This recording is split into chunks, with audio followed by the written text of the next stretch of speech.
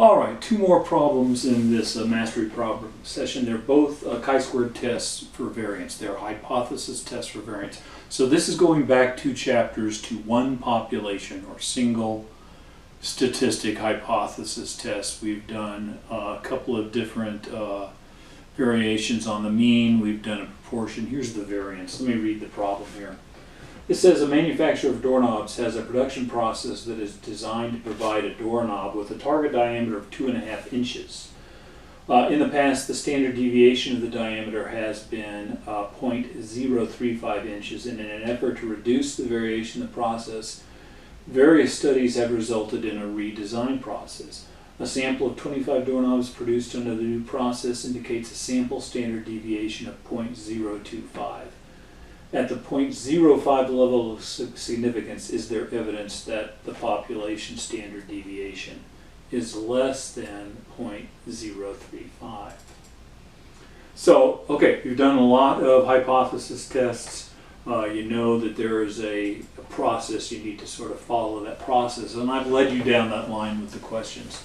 So the first question is, can you develop the null and the alternative hypothesis? So here's a company. They've been making doorknobs forever. Those doorknobs have had a standard deviation of 0.035. That's the status quo. And that's the null hypothesis. That's actually what you're testing. You're testing whether or not that is still true, that the standard deviation is 0.035. If that's the case, note those two squares.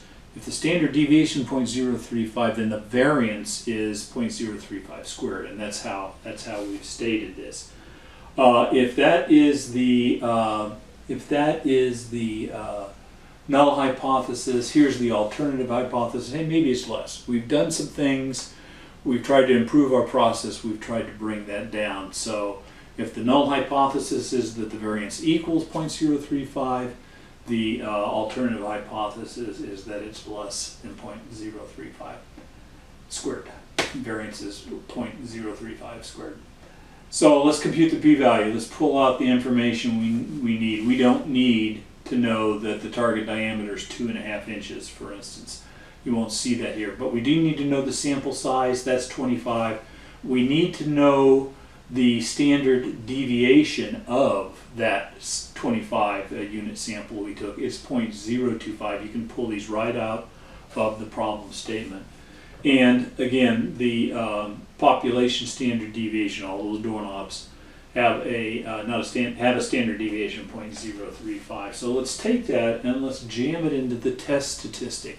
For this particular test, right, every hypothesis test has its own unique test statistic, and this one is n-1 times s squared divided by sigma squared. In this case, when we put those numbers in, n is 25, so n-1 is 24, s is 0.025 squared, sigma is 0.035 squared. When we do the calculation, that test statistic comes out 12.24. So we're about ready now to kind of finish off the hypothesis test. We need to keep track of a couple things. This is a left-tailed test, right? All you have to do is look up into the alternate hypothesis. It's pointing to the left, wherever your left is on this camera. And the degrees of freedom in this case is n-1. N is 25. The degrees of freedom is 24.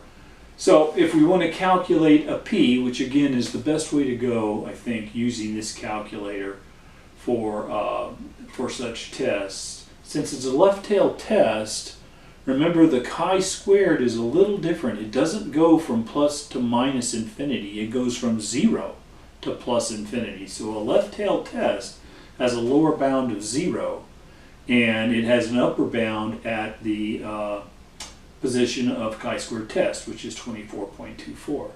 And it has a degree of freedom of 24 when you take your calculator, go second distribution, run down to chi-squared CDF, insert those parameters, you'll get that the p-value is 0.023. So what do we do with that? We make a decision, right?